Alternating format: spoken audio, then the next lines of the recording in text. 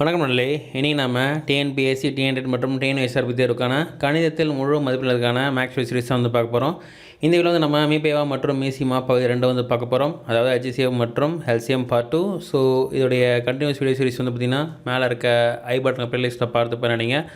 So அதில் வந்து பார்த்திங்கன்னா இதுக்கப்புறம் போடுற வீடியோ, இது முன்னாடி போட்ட வீடியோஸ் எல்லாமே இருக்கும், பார்த்து பண்ணிங்க.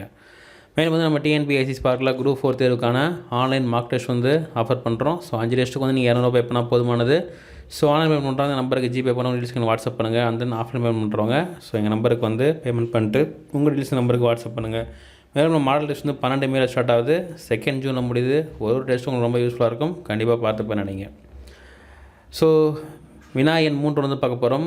அதாவது மீபேவா காண்கன்னு சொல்லிட்டு 2 பெருக்கள் 5 பெருக்கள் 9 கொடுத்துருக்காங்க. அடுத்து 3 பெருக்கள் 8 பெருக்கள் 9.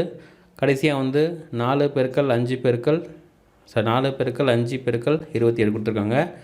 ஆன்சரும் வந்து இங்கே ஆப்ஷன் ஏல 2 பெருக்கள் 5 பெருக்கள் 9, ஆப்ஷன் பியில் வந்து 2 பெருக்கள் 3, சியில் வந்து 4 பெருக்கள் 5 பெருக்கள் 27, டியில் வந்து 4 பெருக்கள் 5 பெருக்கள் 27 கொடுத்துருக்காங்க.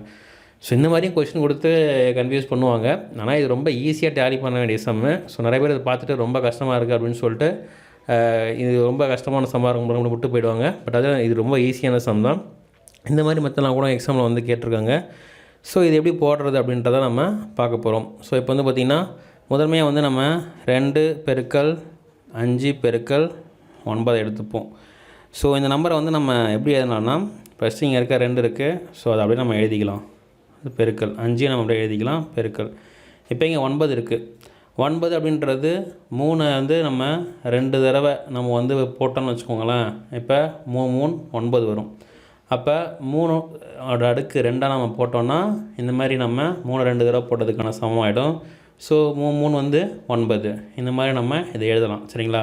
அப்போ 3 அடுக்கு 2 தான் 9 அப்படின்னு அர்த்தம்.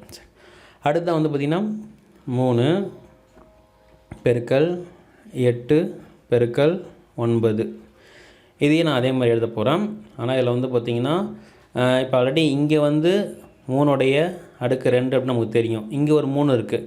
அப்போ இதை நம்ம என்னென்னலாம் 3 அடுக்கு 3ன்னு போடலாம். ஏன்னா இங்கே ஆல்ரெடி 2 இருக்குது, இங்கே 1 இருக்குது. அப்போ 3 எடுத்துக்கலாம்.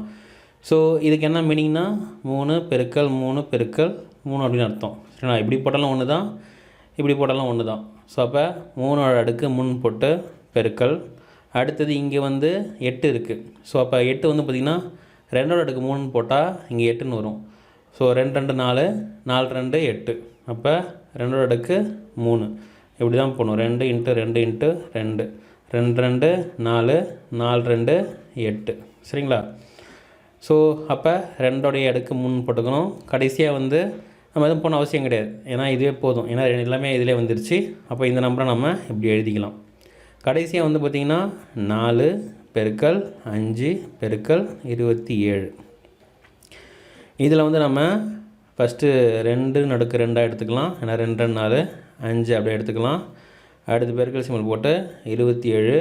So 3 × 3 × 3 3 6 sorry 3 9 9 3 27. அப்போ இங்கே 27 இருக்குன்னும் போது நம்ம 3 அடுக்கு 3 எடுத்துக்கணும், சரிங்களா? ஸோ இந்த மாதிரி நம்ம எடுத்துக்கலாம் எல்லாத்துலேயுமே வந்து என்னென்ன இருக்குது அப்படின்னு சொல்லிட்டு. இப்போ எடுத்ததுக்கப்புறம் இதில் காமனாக வர்ற எண் எது நம்ம பார்க்கணும், சரிங்களா? அதாவது 2 இது 3 வந்து இதில் தொடர்ந்து கரெக்டாக வருது. இதுலேயும் 3 2ன்றது தொடர்ந்து வருது. இதில் 2 3ன்றது தொடர்ந்து வருது.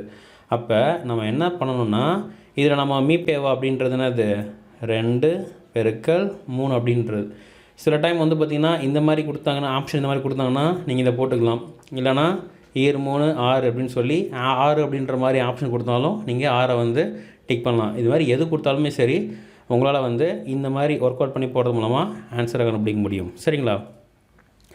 அடுத்தது 4வது கணக்கு வந்து நம்ம பார்க்க போகிறோம். இதுவும் வந்து பார்த்தா நமக்கு ரொம்ப பெருசாக இருக்க மாதிரி இருக்கும். ஆனால் இதுக்கு முன்னாடி நம்ம போட்ட அதே மாதிரி தான் இதுவும், சரிங்களா? ஸோ அதாவது மீசிமா அப்படின்றது என்னன்னு பார்த்தீங்கன்னா, அனைத்து எண்ணுடைய பெரிய அடுக்களுடைய பெருக்கற்பலன் தான், சரிங்களா? அதாவது அனைத்து எண்ணுடைய பெரிய அடுக்குகளின்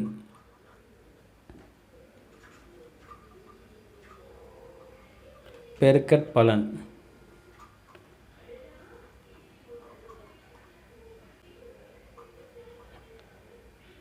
சரிங்களா. ஸோ இதுதான் வந்து பார்த்திங்கன்னா மீசிமா அப்படின்றது.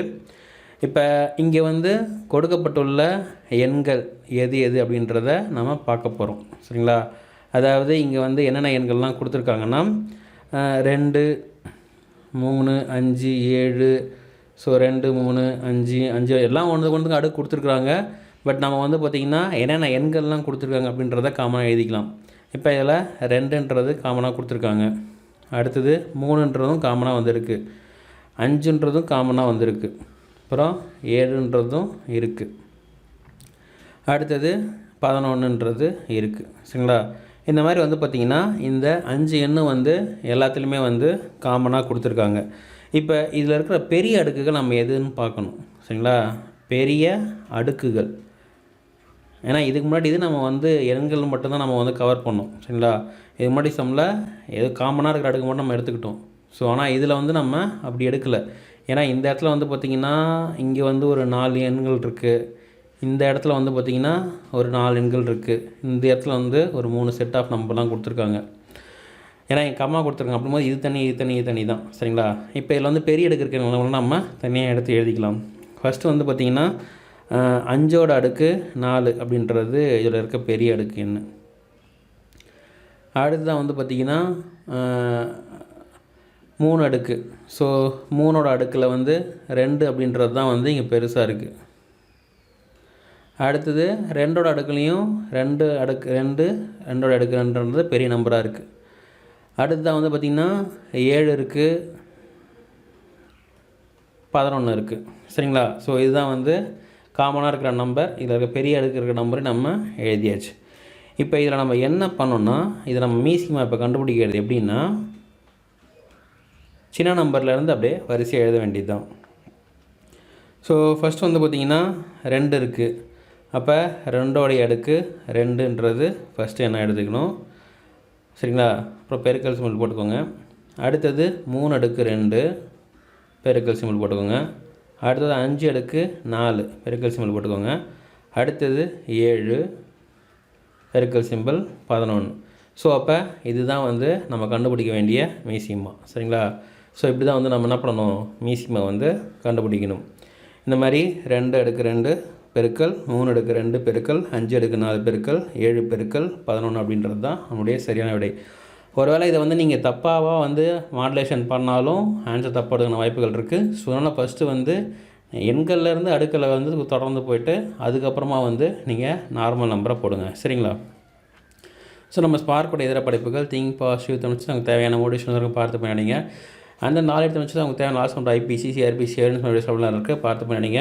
அந்த ஈஸி இங்கிலீஷ் தமிழ் தேவையான motivation Tamil easy English motivate easy English Tamil spoken English சம்மந்தப்பட்ட வீடியோஸ் இருக்குது பார்த்து பண்ணிங்க.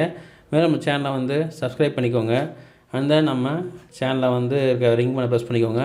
அந்த நம்மளுடைய வாட்ஸ்அப் மற்றும் ஃபேஸ்புக் குரூப்பில் வந்து ஜாயின் பண்ணிக்கோங்க.